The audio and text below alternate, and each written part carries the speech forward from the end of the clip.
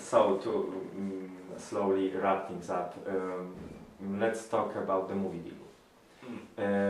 You mentioned in the meeting with the fans that you have an option in Hollywood. Are you prepared to name any names?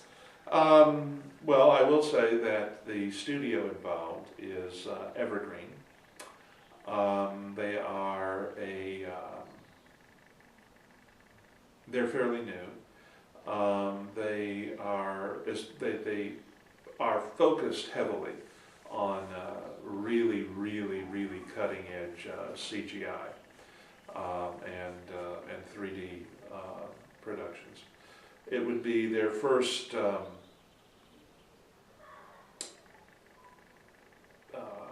theatric cinematic project with live actors and produced by them in their own right rather than working with someone else. And I am impressed with their capabilities and their passion for the project. I've seen 2 or 3 drafts of the script and commented on them. They've retained me as a creative consultant to help with the script and with the general background for the movie, which they hope will be the first of several in the Honorverse. And present plans are to base the first movie around Basilisk Station. This is Hollywood. And it is always possible that the project is not going to ultimately materialize. I hope it does, because I think they would do a very good job with it, and I'm excited about the possibilities of actually seeing images of the Honorverse. Now, as soon as they do it, somebody is going to start picking fault with how they do it, with how the characters are written and portrayed, how the technology is portrayed, etc. I think that's inevitable. I think that when books have as big and devoted a readership as the Honor Harrington books do, that it becomes impossible to satisfy everyone. I know that when Lord of the Rings was finally tackled, everybody involved in that project must have been terrified about how their work was going to be received, given the almost iconic status of those 3 books in the realm of fantasy literature. And I am not trying to compare Honor Harrington's stature in her field to that, but what I am saying is that the Honorverse, like the Lord of the Rings, depends upon a fully developed universe, literary universe, for the full understanding of what the characters are doing and what they're facing. And as such, it is vulnerable to having the universe improperly portrayed in the movies and making what the characters do and why they do it change. I was horrified by what happened to Starship Troopers when they turned it into a movie. Yes, I know. No. And I do not for one instant think that's what's going to happen to the Honor Harrington books, partly because at least one of the principals in the studio is an Honor Harrington reader and an Honor Harrington fan. So you're not going to have somebody who actually detested the book in the first place directing the movie made from the book, which will be nice for a change. And also, it means that this isn't a case of somebody in Hollywood thinking, ooh, that might be cool, and buying the rights to the project and then ignoring the elements of the books that made them successful. But people do have to remember that the cinema is a completely different medium from the printed page.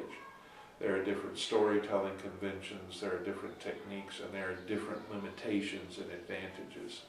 And as such, there is always a degree of risk in moving from one medium to the other.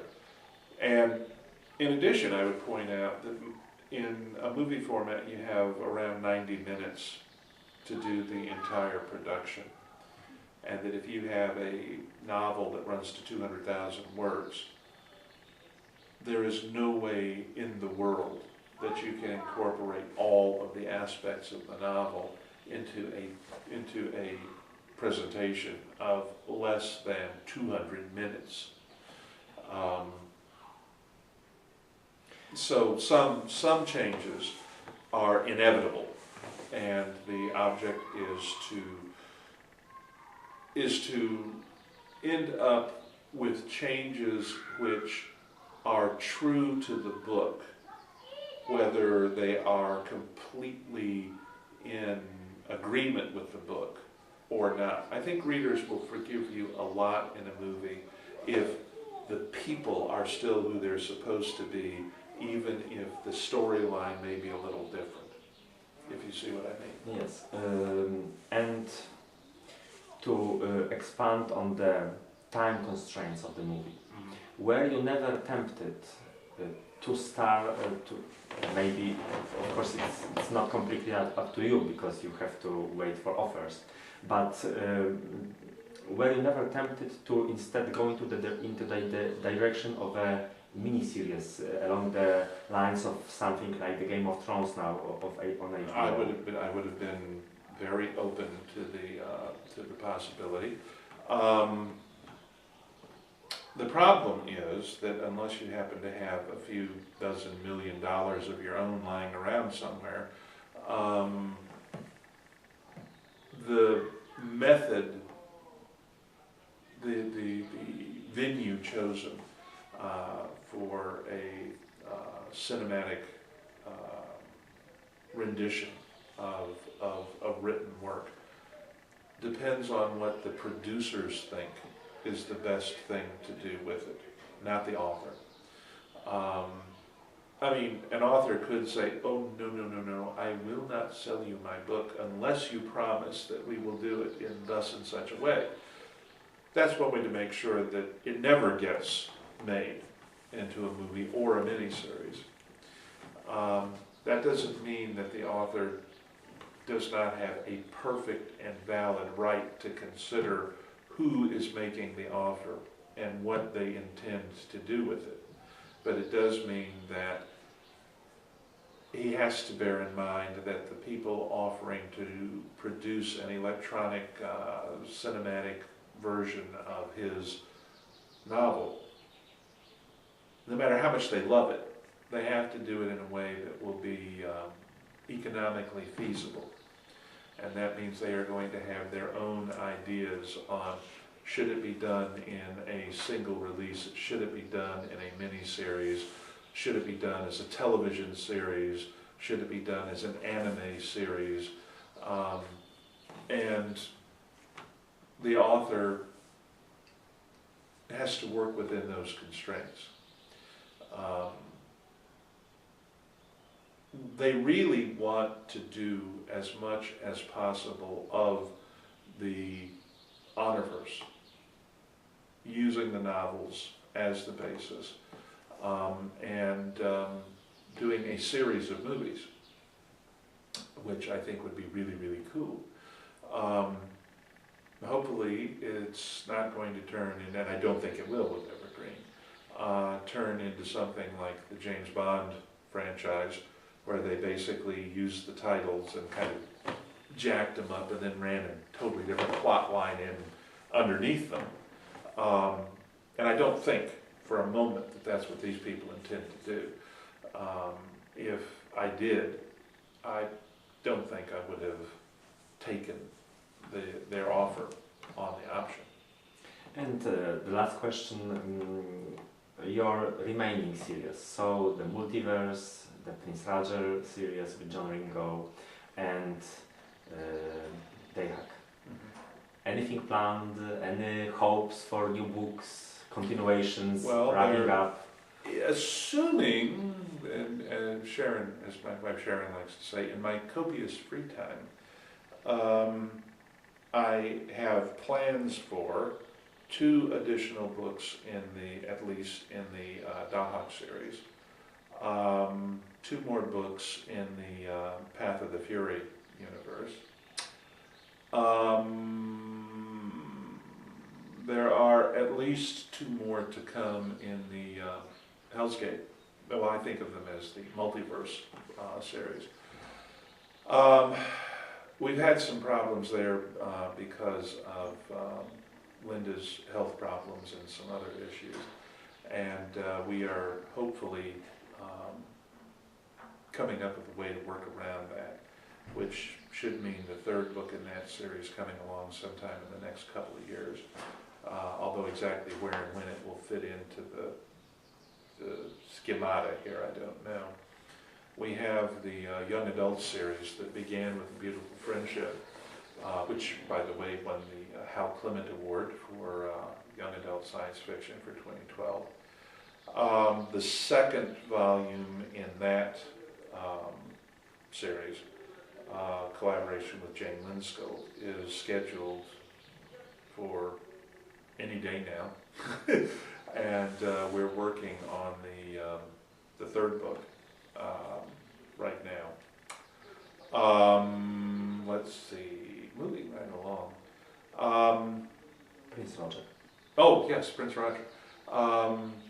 A weekend ago in Huntsville, Alabama, John Ringo and I sat down together and basically plotted out the next trilogy in the Prince Roger universe. We had originally thought we weren't going to do any more Prince Roger novels, that instead we were going to shift gears and do Miranda McClintock creating the Empire of Man, but we think we found a way to continue the Roger storyline through at least 3 more books.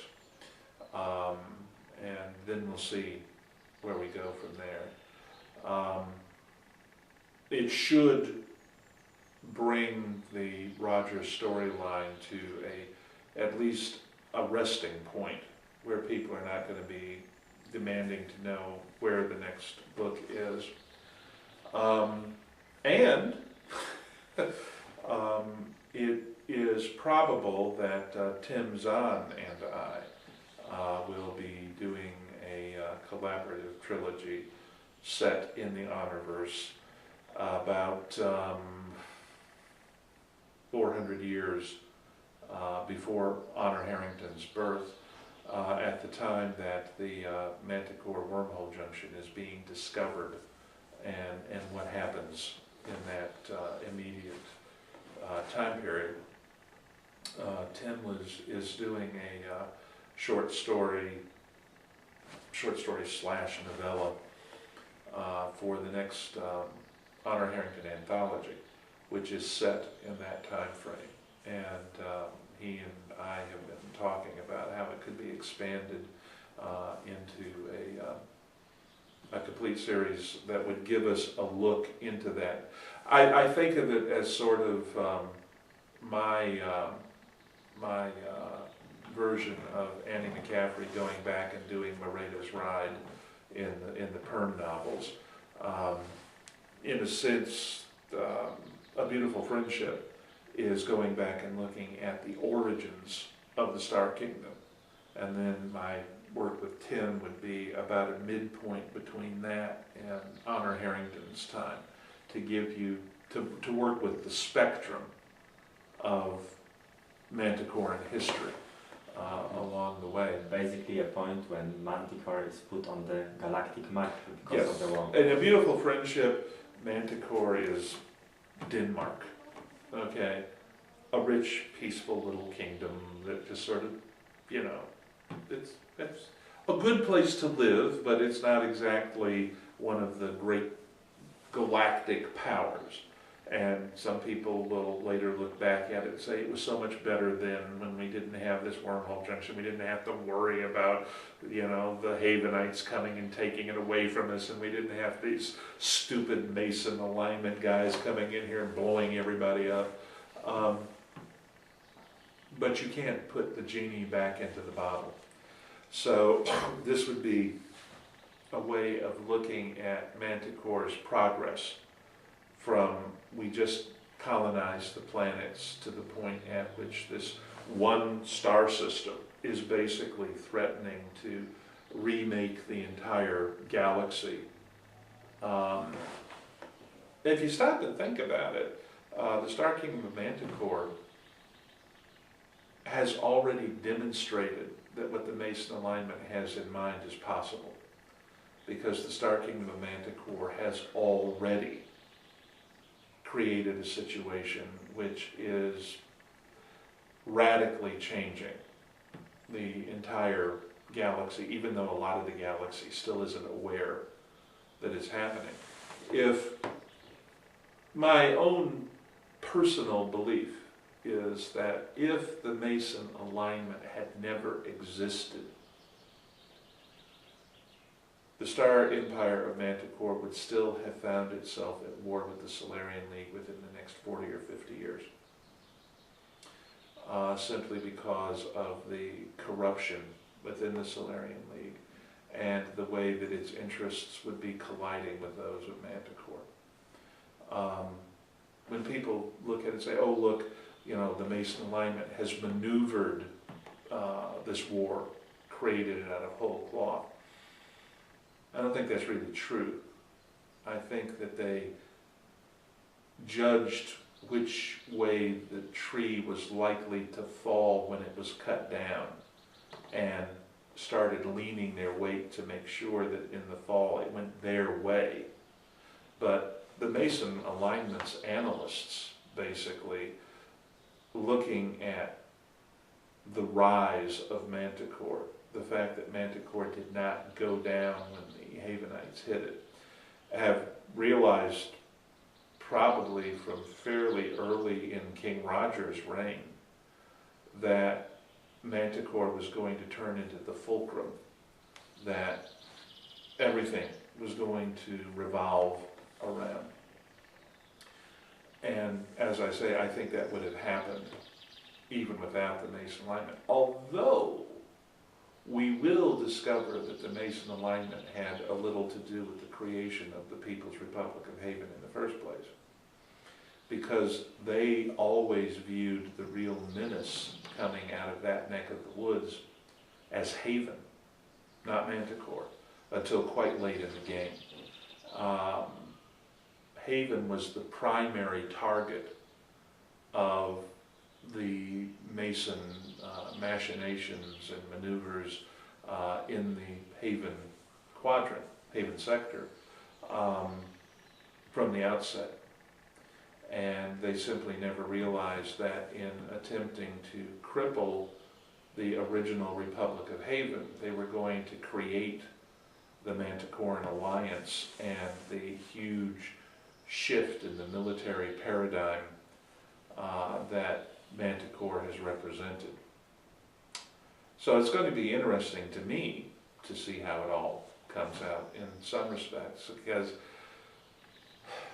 as I say, I originally intended to kill Honor off in the book that became At All Costs, and I was unable to do so because Eric had, in his short fiction and in the collaborations, had pulled some events forward. And I hadn't told him not to. I hadn't realized that he was doing it until after, and he was talking to me about the stories while he was writing them. I can't say that I never had to say, no, Eric, we can't do that because, okay, it just didn't occur to me that it was going to have the effect that it had.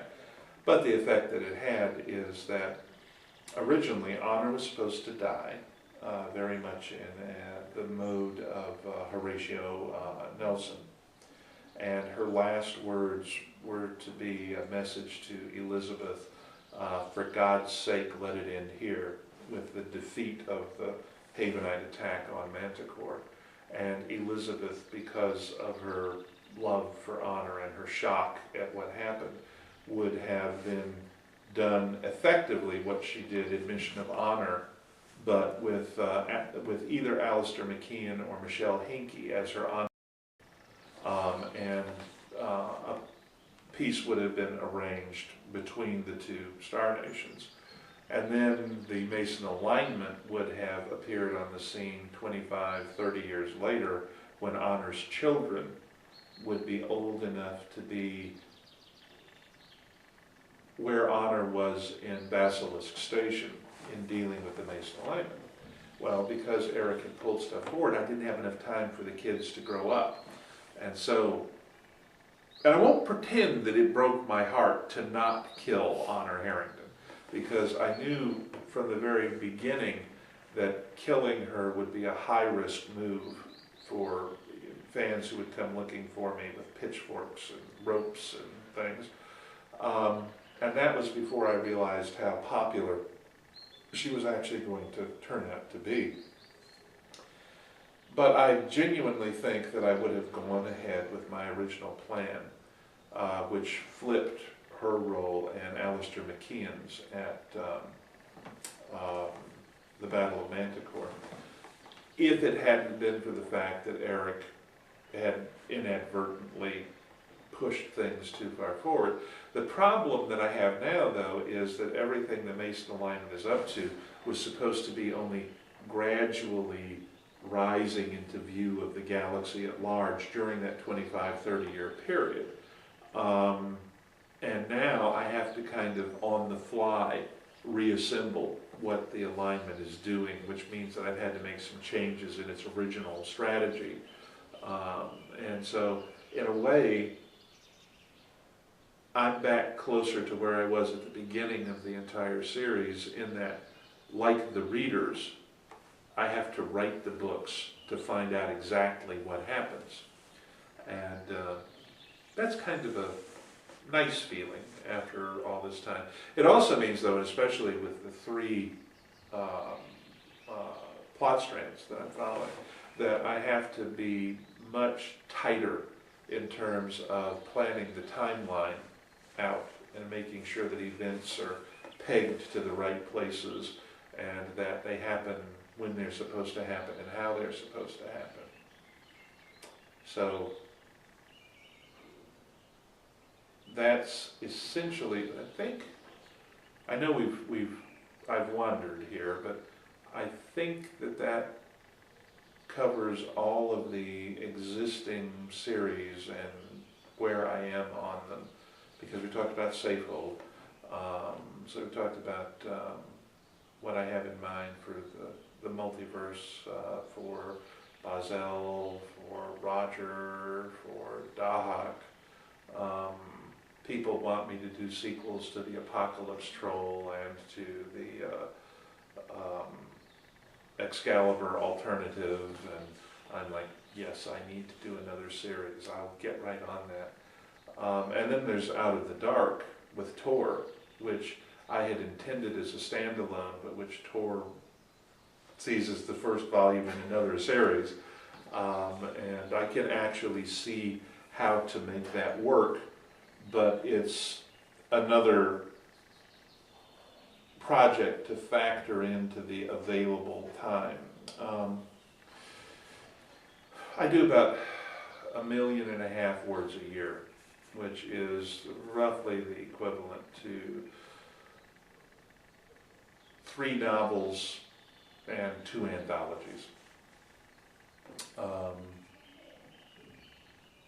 1.5 million is not necessarily the final word count. That's where the rough draft is usually. If you combined all the rough drafts before I start editing down, it's probably about 1.5 million words, and by the time I edit everything down, it's probably closer to 1 million. But that's the word. Those are the words that I spend directly on the books and the novellas and the short stories. It doesn't even count the words that go into responding to questions on my website or any of that. So the output is, keeping up with all of it is pretty wearing. I used to have about a month off between projects. Now I'm lucky if I have a week off. And sometimes I go straight from one to another. And as my daughter Megan helped me this year, I told her, "You're going to be 11 in October and Daddy's going to be 59. And she said, I said, "You were born in 2001, you're going to be 11. You're going to be 11. And she said, I said, "I'm going to be 59. She said, I said, "Yes, I am." And she said, "Daddy, 2012 minus 1,952 is 60, not 59. And it was like, in that one sentence, she took a year off my life. You know? So it is true that I'm having to slow down a little bit on the 18-hour days and the, oh yes, I can get by indefinitely on 5 hours of sleep a night kind of thing. But I still love what I'm doing. It's not what I thought I'd be doing with my life. I expected to be a college history professor who might write a few books on the side.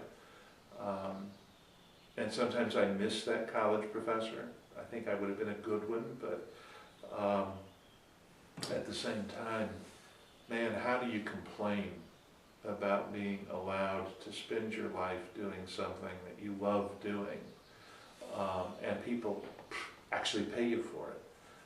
I remember one of my favorite musicians, Harry Chapin, was talking about it, and he said that if you think about being a concert musician, you love to play your music anyway, but you become a successful concert musician and you get to play for thousands of people every year, give dozens of concerts, and people come and pay you to do something that you love so much you do it anyway. And he said, if you can't give back 110% for something like that, then you're a damn fool. And he said, I've been a damn fool more than once in my life, but not that big a damn fool.